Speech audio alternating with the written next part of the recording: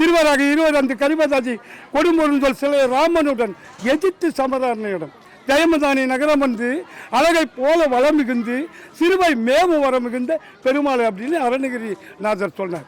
நம்மளுக்கு தெரியாது கடல் பொங்குன்னு கூட நம்மளுக்கு தெரியாது.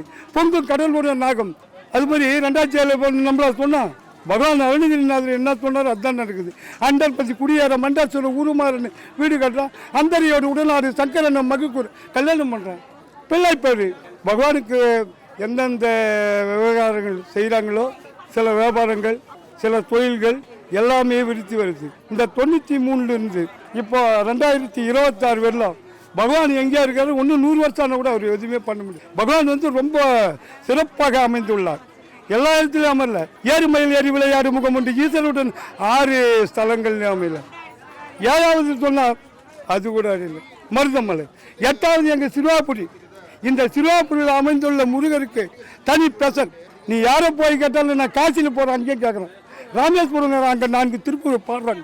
ஐயா இந்த சிறுவாபுரின்னு 4 திருப்பூர் பாடுறாங்க. எனக்கு அப்படியே வியந்து போயிடுச்சு. கர்நாடகா போகிறேன் ஊட்டியில் கேட்குறேன் அங்கேயே சொல்கிறான் சிறுவாபுரி. பகவான் இப்படி பிரசித்தி பெற்று இருக்கிறாரு. நம்ம ஊரில் ஒன்றும் பிரசித்தி பெறலையே அப்படின்னு ரொம்ப மன வருத்தம் எனக்கு. இந்த 4 திருப்புகளும் யார் ஒருவர் சிறப்போடு மனம் ஆயத்தோடு கருத்தோடு பாடுகிறார்களோ வாழ்க்கையில் நல்லா இருப்பார்கள். எங்கள் வாழ்க்கையில் எதுவுமே எனக்கு எல்லாத்தையும் கொடுத்துட்டார். இந்தாட்டி எனக்கு எதுவுமே வேணாம். பணம் ஜிஜி எதுவுமே வேணாம். வாழ்க்கையில் நிம்மதியாக வாழ்ந்துட்டு போய் தான் போகுது. முருகனாண்டி என்னுடைய காலம் போகுது. இங்கே வந்து 1000 குடும்பங்கள் பிழைக்குது.